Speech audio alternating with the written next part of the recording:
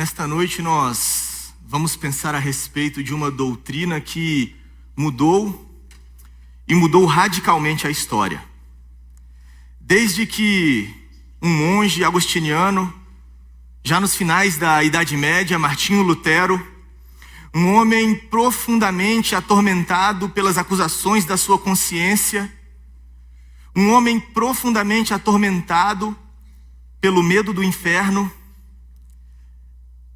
com a Bíblia, buscando ao Senhor, buscando uma resposta, ele descobriu essa doutrina, a doutrina da justificação. Essa doutrina que mudou profundamente a sua história e mudou profundamente a história do mundo. São muitos os pesquisadores, os eruditos na área da história, que afirmam que a reforma protestante e especificamente a descoberta da doutrina da justificação mudou a história do mundo. Aquelas pessoas que, à semelhança de Lutero, viviam atormentadas com a sua consciência e, por viverem atormentadas com a sua consciência, tentavam de todas as formas conquistar, tentavam de todas as formas merecer a sua salvação e estavam profundamente preocupadas com os sacramentos da igreja, com as questões que eram consideradas no âmbito do sagrado, e não conseguiam viver uma vida livre. Descobrem a doutrina da justificação, a doutrina que ensina que o homem ele é aceito por Deus, não por causa das suas obras, mas por causa da obra de Cristo por meio da fé. Essas pessoas se sentiram livres pela primeira vez para gastar a sua energia, os seus esforços, agora não mais no medo, na tentativa de obter a sua salvação, mas em servir a Deus com alegria, com adoração, com desprendimento no mundo. E os teóricos, os pensadores dizem que como isso promoveu avanços na área da ciência, da educação, da cultura, do comércio, da indústria, das assistências sociais, enfim. Porque de fato, essa doutrina, quando compreendida, ela muda tudo. E experiências semelhantes eu já pude presenciar no presente. Pessoas que na sua caminhada cristã viveram durante muito tempo atormentadas com o estado da sua alma. Viveram durante muito tempo preocupadas: o que vai ser de mim e se eu morrer hoje? E será que eu vou perder a minha salvação? E será que... Preocupações, medos, angústias. E pessoas que já vieram falar comigo, não foi só uma nem duas, mas quando eu descobri a doutrina da justificação, isso me trouxe paz. Isso trouxe alegria para a minha vida. E de fato, muitos cristãos verdadeiros, estão paralisados, estão estagnados na sua vida espiritual, presos nos seus traumas, nos seus medos, no seu passado, nas suas angústias, em muito, porque não compreendem a doutrina da justificação ou não compreendem as implicações profundas que essa doutrina traz para a nossa vida. O apóstolo Paulo, quando ele está escrevendo aos Romanos, ele começa a detalhar a doutrina da justificação já no final do capítulo 3. E ele constrói uma tese, ele constrói argumentos bíblicos para comprovar a veracidade dessa doutrina a partir da vida de Abraão.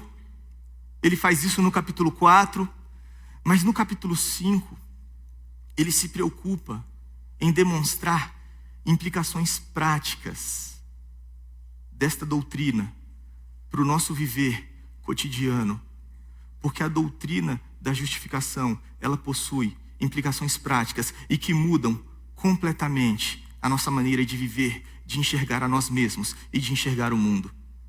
E é sobre isso que nós vamos falar nesta noite.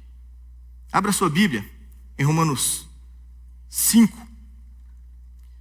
Nós vamos ler do versículo 1 até o versículo 11, pensando a respeito deste tema.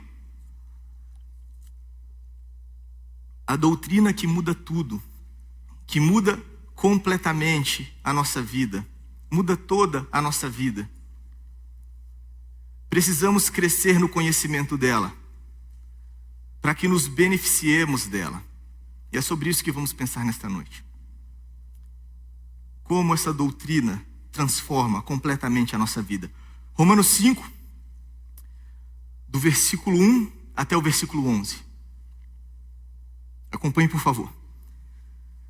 Tendo sido, pois, justificados pela fé, temos paz com Deus por nosso Senhor Jesus Cristo, por meio de quem obtivemos acesso pela fé a esta graça na qual agora estamos firmes, e nos gloriamos na esperança da glória de Deus.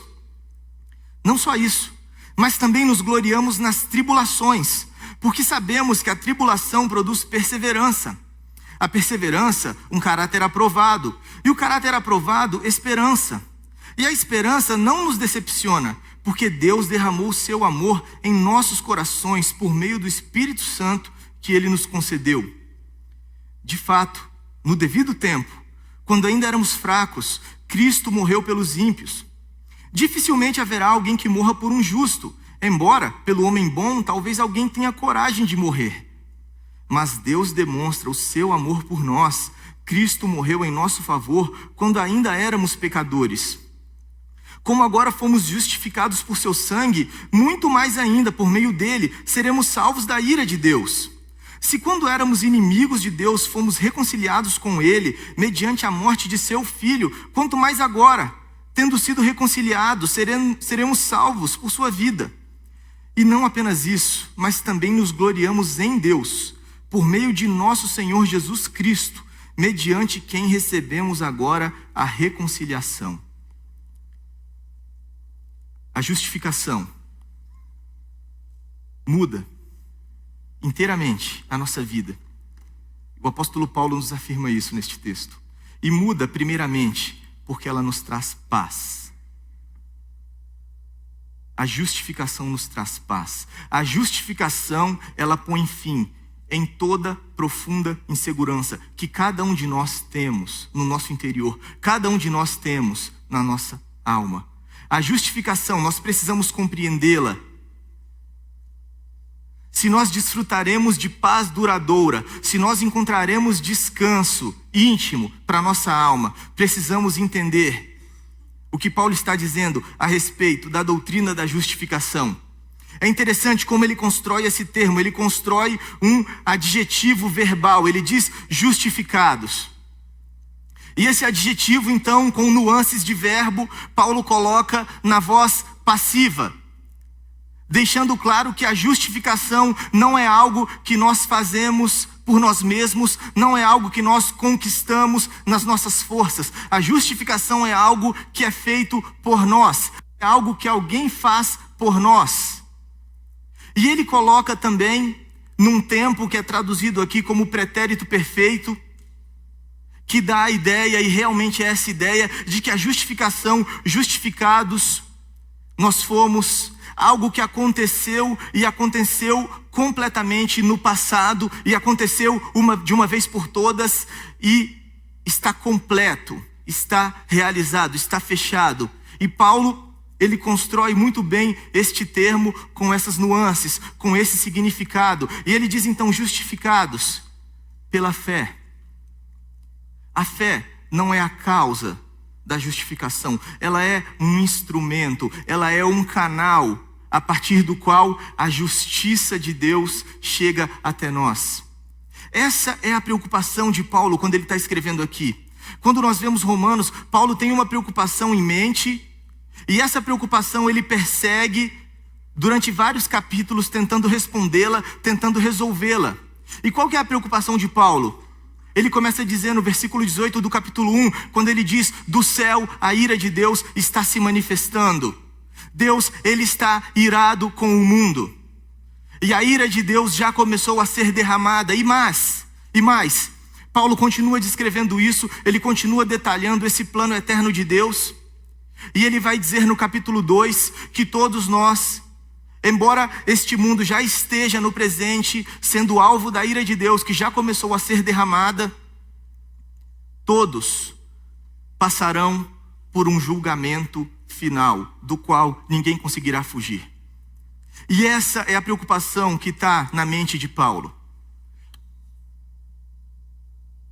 Como poderemos escapar desse julgamento?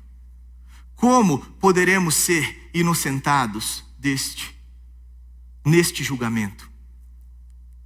E aí Paulo diz: não pelas obras, não por qualquer coisa que façamos, não porque nós ajudamos os pobres, não porque tentamos ser uma pessoa legal na nossa escola ou no nosso trabalho, não porque poderíamos fazer 1000 orações.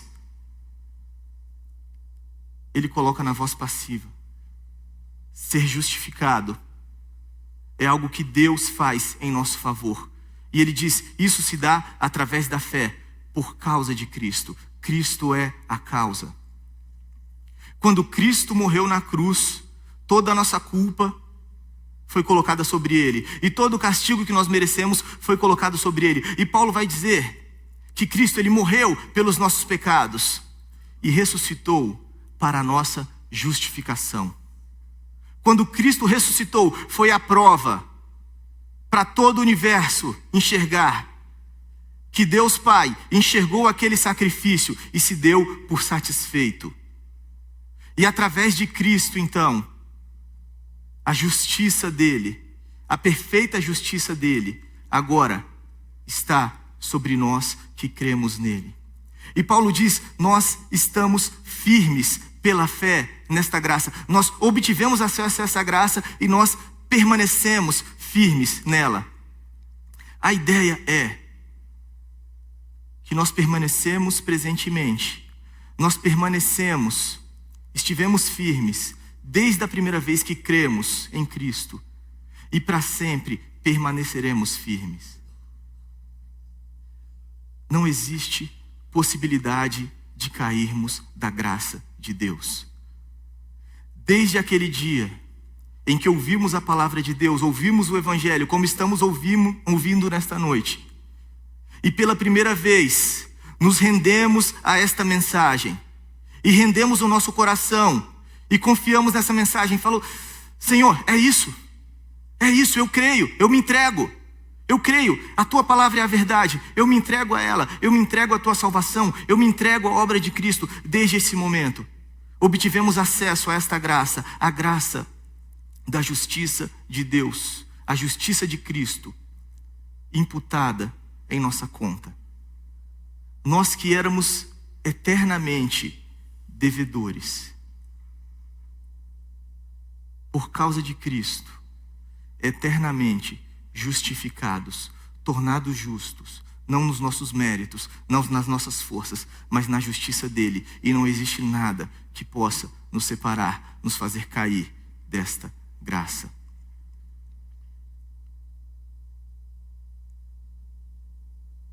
Meus irmãos, eu não sei você, mas eu já passei por essa experiência e é muito comum encontrar pessoas que sofrem deste tipo de angústia.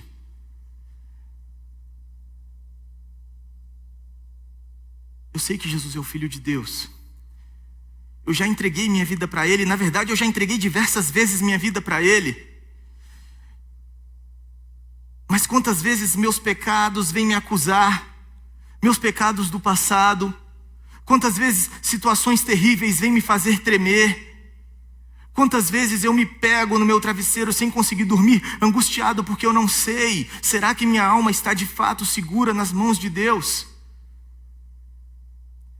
A justificação traz paz quando entendemos que de uma vez por todas isso aconteceu em nossa vida, no momento em que cremos, toda a justiça perfeita de Cristo colocada em nosso favor, de maneira que, na perspectiva do julgamento eterno, Deus ele não nos vê mais como pecadores, nos vê como justos nos méritos do seu Filho.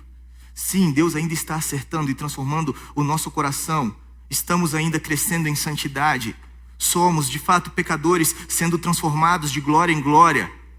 Mas na perspectiva do juízo, Deus nos olha agora como justos. Deus olha para cada um de nós, se é que cremos em Cristo, e vê a justiça do seu Filho e não os nossos pecados. A dívida está totalmente paga. Somos aceitos. Se isso não for capaz de trazer paz, profunda paz para a nossa alma, nada mais será. Nada mais será.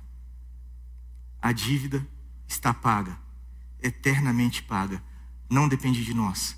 Deus já conquistou tudo e nada pode nos fazer cair desta graça. A justificação nos dá essa certeza, essa convicção, essa profunda, plena esperança. Mas talvez você, como eu, em muitos momentos, eu sei disso tudo.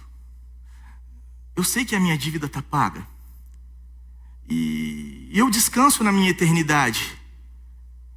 Mas quando você fala de paz, olha, eu não estou em paz. Meu coração não está em paz, porque embora a minha dívida esteja paga, o que eu estou passando é muito forte e muito maior do que eu. E é verdade. Isso acontece comigo. E é justamente por isso que Paulo diz que a justificação também é capaz de nos dar alegria. Porque sim, temos paz com Deus. Mas neste mundo, passamos por tribulações e tribulações terríveis que nos afligem e que tentam roubar a nossa paz. E eu acho que você, assim como eu, sabe que a alegria, sim, a Bíblia diz que a alegria, ela é um fruto do Espírito. Paulo diz isso na carta dele aos Gálatas. Então a alegria é um dom espiritual, a verdadeira alegria é um dom espiritual, é um presente dado por Deus que flui do nosso interior a partir do Espírito Santo, mas não é um presente fácil de ser desfrutado. Não é um alvo fácil de ser alcançado. O que eu aprendo neste texto aqui é que a alegria, a verdadeira alegria, é um tesouro escondido. E um tesouro escondido num caminho de tribulações. Um tesouro escondido num lugar que a gente não gostaria de ir até lá para buscá-lo. Mas o Senhor, com profundo amor e sabedoria, nos conduz neste terreno difícil. Paulo está falando de alegria aqui.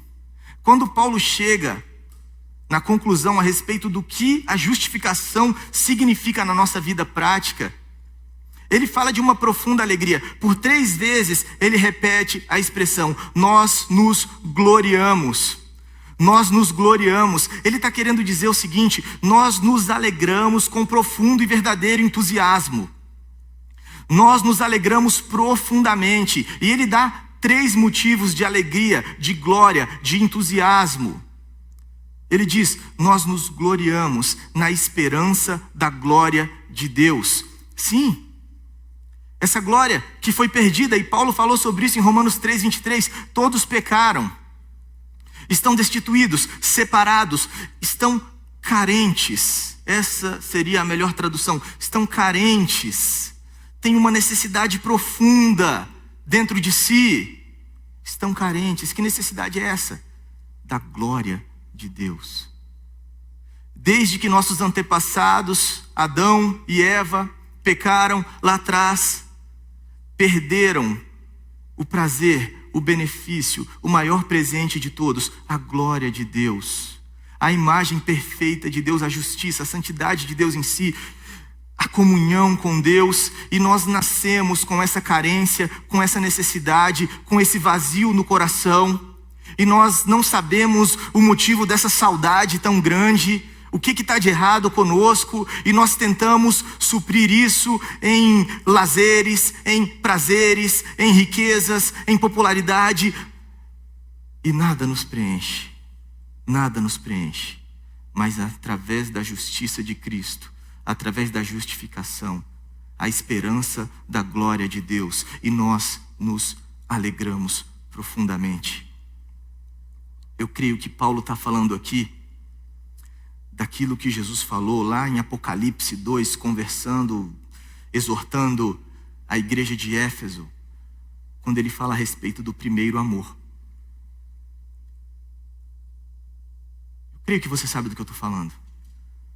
Quando você chega até Cristo, quando você que estava distante de Deus, você se aproxima por causa de Cristo, você se entrega ao Evangelho, você é tomado de uma alegria e de um entusiasmo que mexe completamente com seu interior.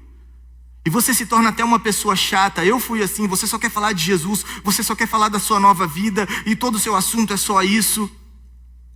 Falando de primeiro amor, eu me lembro uma experiência que eu tive. Eu era adolescente, desviado, e quando eu voltei para Cristo, aquilo foi tão marcante, porque há poucas semanas atrás eu estava no mundão e nas baladas e fazendo coisa tão errada, e agora eu via isso verdadeiro no meu coração, e eu via que aquilo já não me dava mais prazer nenhum, e eu queria tanto falar daquilo.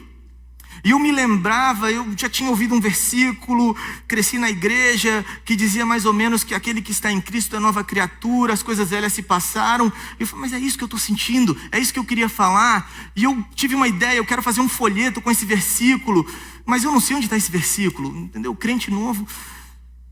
E um dia, caminhando na calçada, aqueles papeizinhos de versículo, caixinha de promessa, vocês conhecem, talvez a maioria conheça, e eu achei 2 Coríntios 5,17, portanto, se alguém está em Cristo, nova criatura é.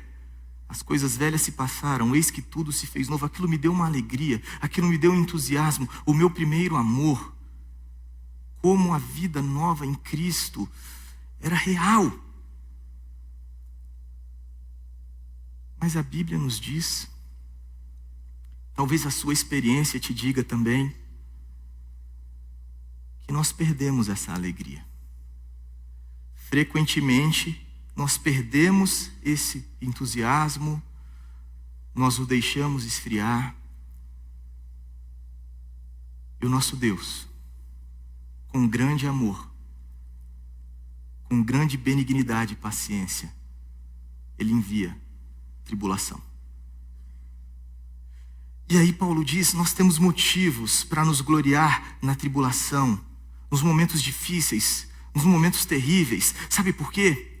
Porque a tribulação, ela vai produzir perseverança. Se a fé que você colocou no Senhor um dia foi verdadeira, os momentos difíceis chegarão, e chegarão como sabe a providência de Deus na sua vida. E você vai ser até tentado a desistir.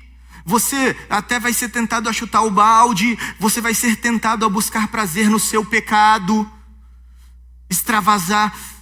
Mas se a tua fé era verdadeira, em arrependimento, em contrição, em dependência, você vai buscar o Senhor.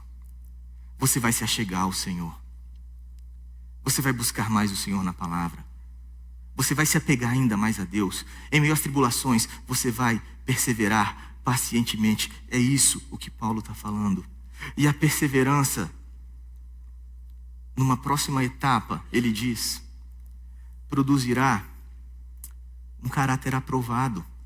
A perseverança, ela vai tirar de lá de dentro do seu coração coisas boas, segundo a palavra de Deus, um caráter cada vez mais parecido com o caráter de Cristo. E aquela fé que nós depositamos no Senhor um dia, tão imatura, ela vai crescer. E ela vai ser purificada nas tribulações, de maneira semelhante ao que o apóstolo Pedro fala na sua primeira carta, lá no capítulo 1, a partir do versículo 6, ele vai dizer: se alegrem, mesmo que vocês tenham que passar por variadas provações, porque essas provações, elas são como o fogo que refina o ouro, e a fé de vocês é muito mais preciosa que o ouro, e assim como o fogo passa pelo ouro, tirando todas as impurezas, todas as deficiências, o Senhor Deus, no seu amor e sabedoria, nos conduz nessas fornalhas difíceis, para que na nossa perseverança, o caráter de Cristo seja cada vez mais produzido em nós. E isso restaura a esperança. Talvez eu estivesse esquecendo do primeiro amor. Talvez eu estivesse esquecendo da minha esperança eterna. Talvez eu estivesse deixando de valorizar esse presente valioso que Deus me deu. Mas na provação, Deus se torna tudo o que eu tenho. As promessas dele se tornam mais reais. O caráter dele é aperfeiçoado no meu coração. E nessa dificuldade, eu me apegando a ele. Não murmurando, reclamando, chutando balde. Me apegando a ele, em fé, em dependência. O caráter de Cristo e a esperança sendo renovada. E a alegria sendo restaurada. Certamente, se houvesse outra forma, menos dolorosa, nosso Deus faria. Mas eu sei de que tipo de material eu sou feito, e você também sabe. Sabemos o quão tolos nós somos. E o Senhor, com grande amor, não permite que nós nos embriaguemos com as alegrias tão ilusórias e passageiras deste mundo. Ele quer nos dar alegria perene, verdadeira, duradoura. É como se... Imagina que eu sou o apóstolo Paulo pregando aqui nesta noite. Eu estou pregando e eu estou falando de alegria. Eu estou falando de alegria verdadeira, de glória, de entusiasmo. E enquanto eu estou pregando, eu vejo algum de vocês reagindo com grande entusiasmo. Eu vejo o Walter, muito alegre. Eu falo: Walter, esse cara está entendendo a minha pregação. E daqui a pouco, eu o chamo para conversar. Vem cá, me conta aí. E essa alegria toda? Ah, Paulo, você percebeu, né? Percebi, tá nítido. Olha, ninguém sabe ainda. Primeira mão aqui para você. Eu estava vindo à igreja, recebi a notícia. Ganhei na loteria, Paulo. Ganhei na loteria. São 60 milhões de reais. E aí Paulo fala: tá, e daí? Paulo, são 60 milhões de reais, Paulo. Você não entendeu o que eu estou te falando? Não, eu entendi, Walter, mas eu estou perguntando o motivo dessa alegria toda. O Paulo, 60 milhões de reais. E aí Paulo, com misericórdia, encosta a mão no ombro do Walter. Ô, meu amigo, tenho uma boa notícia para você. É mesmo, Paulo? Mais uma? Pode se alegrar, porque Deus vai enviar a tribulação. Entende? Claro que é uma metáfora absurda, mas frequentemente isso acontece conosco. Nos deixamos levar e colocamos realmente o nosso coração em coisas que não deveriam ter o nosso coração. Amores, prazeres, riquezas. E deixamos isso tomar a nossa vida. E deixamos isso ser realmente a razão da nossa existência, da nossa alegria. E o nosso Deus que conquistou o nosso coração, Ele não vai permitir essa infidelidade. Por amor, Ele vai nos conquistar novamente para Ele. Ainda que seja necessário passarmos por tribulações. E frequentemente Ele faz isso. De maneira que a verdadeira alegria, não a alegria que o mundo dá, a alegria que é fruto do Espírito, é um tesouro escondido, que frequentemente está ao final de cada tribulação. Eu conheci mais a Deus. Eu estou mais próximo do meu Senhor. Eu estou mais firme nas promessas do meu Deus. Eu posso dizer que hoje eu tenho um coração mais segundo o coração de Deus. Eu posso me gloriar na esperança da glória de Deus. A justificação nos dá essa certeza. Aceito por Deus, amigo de Deus.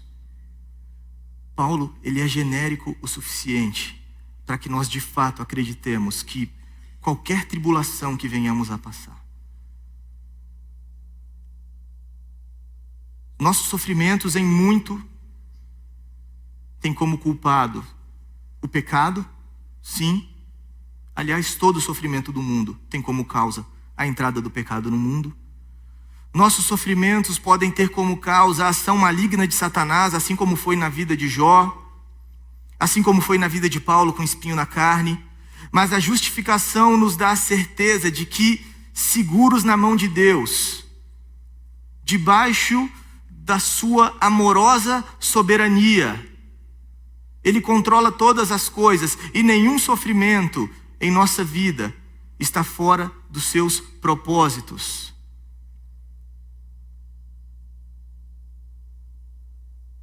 Como Paulo diz mais à frente, nós sabemos que todas as coisas cooperam conjuntamente para o bem daqueles que amam a Deus, porque os que de antemão conheceu também os predestinou para serem conformes à imagem do seu Filho, caráter aprovado. A tribulação produz perseverança, e a perseverança, um caráter aprovado. E é frequentemente em meio às tribulações, sim, em meio às tribulações, durante as tribulações, quando naquele momento em que muitas vezes, e eu já passei por isso, creio que você também, não temos mais nada e há ninguém a quem nos apegar. E Paulo vai falar mais sobre isso. Frequentemente nestes momentos que nós sentimos o consolo que excede todo o entendimento do Espírito Santo. Durante as tribulações. E ao final de cada tribulação, frequentemente mais desprendidos do mundo, mais enraizados na alegria espiritual duradoura, verdadeira, é ali que nós crescemos nessa glória, nesta exultação, cercados por essa aliança de amor de Deus, a justificação que nos garante, estamos firmes, nada vai nos fazer cair desta graça. A justificação nos traz paz, nos traz alegria e nos traz amizade com Deus.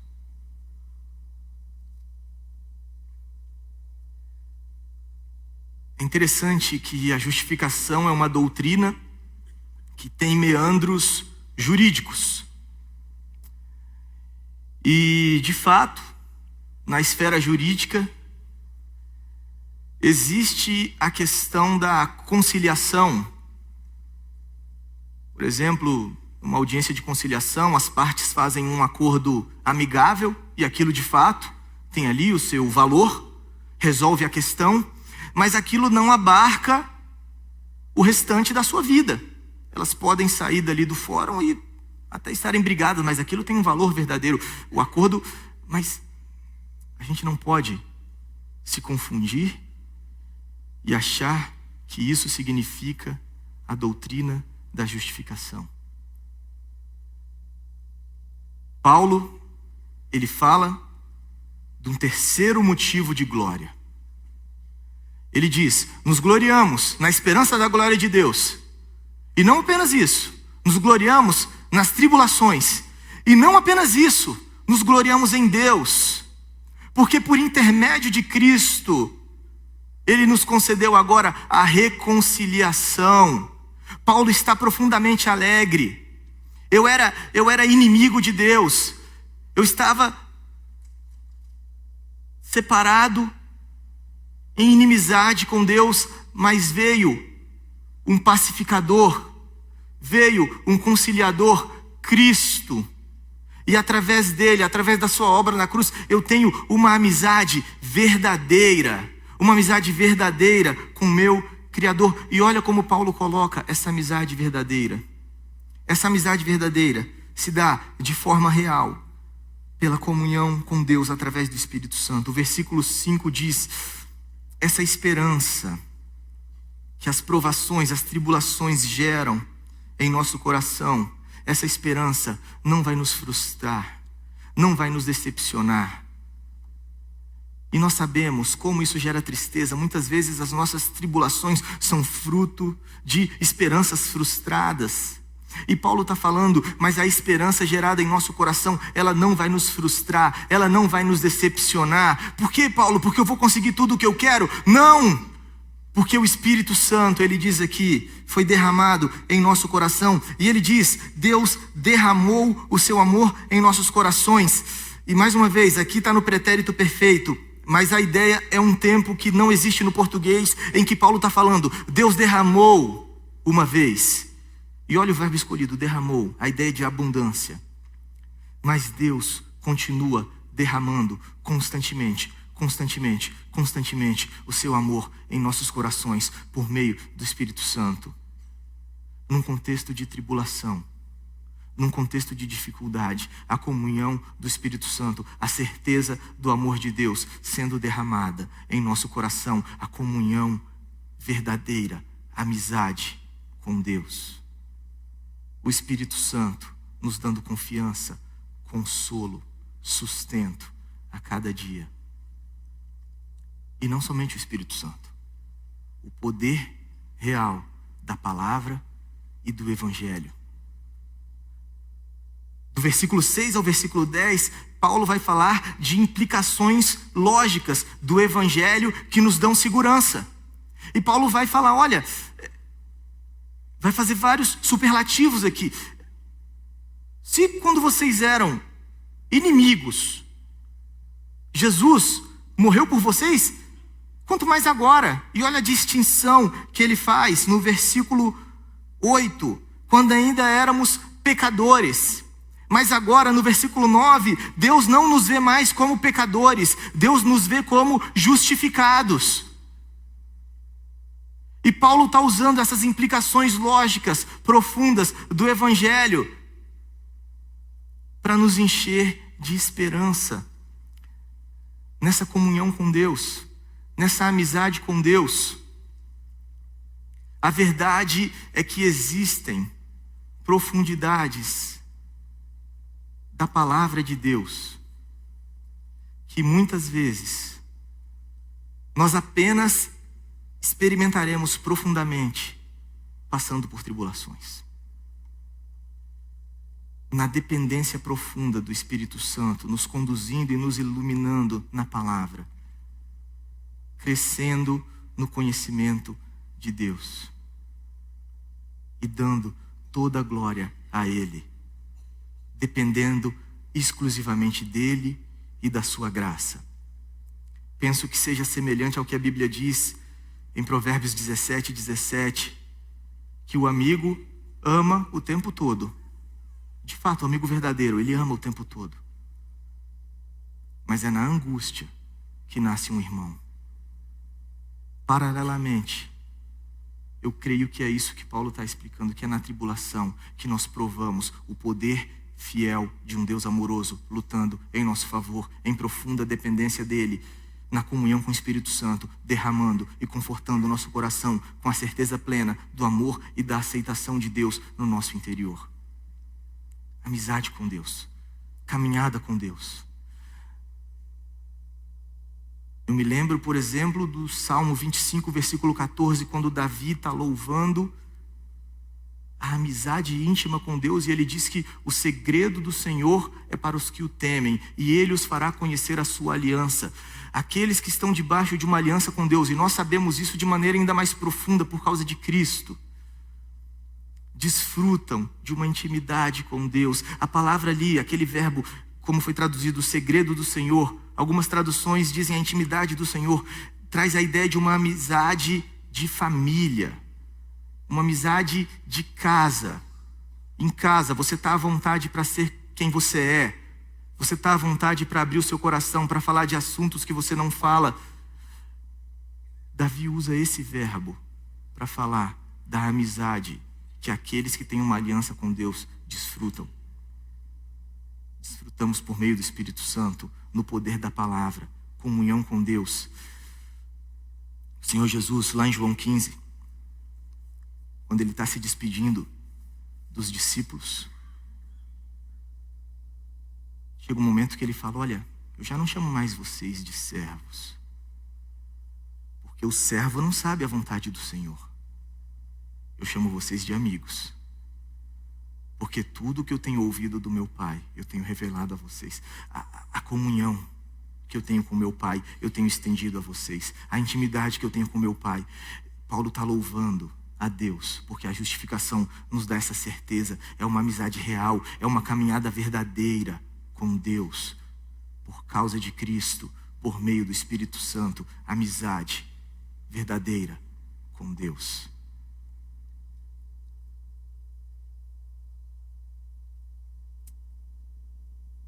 Lá na frente no versículo de Romanos, no livro de Romanos, capítulo 14, Paulo está dando algumas instruções para a igreja. E a igreja tinha judeus e gentios, a igreja de Roma. E o judeu, ele tinha essa coisa: o judeu não pode comer porco, etc. E Paulo está falando: olha, se você quer manter a sua tradição étnica, não tem problema.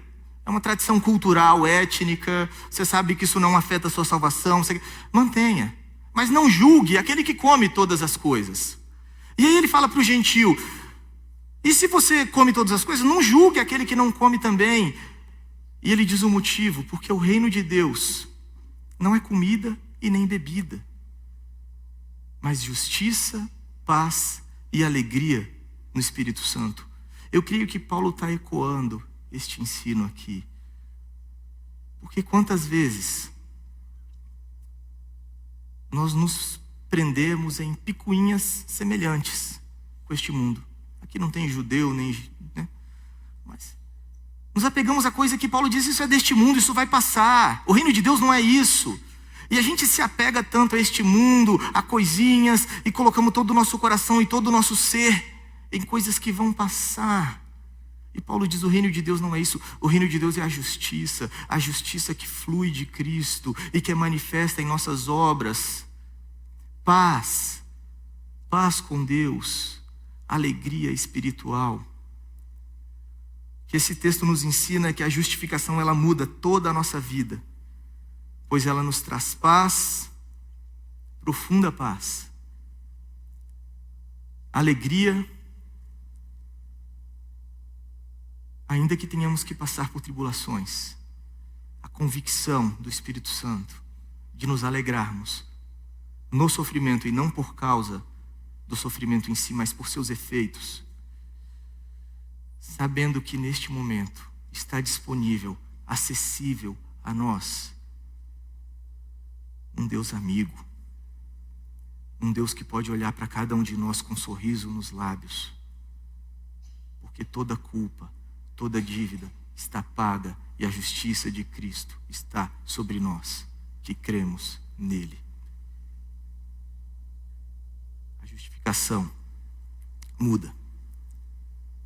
Precisamos crescer e continuar crescendo no seu entendimento e nas suas implicações para a nossa caminhada. Vamos orar? Feche seus olhos.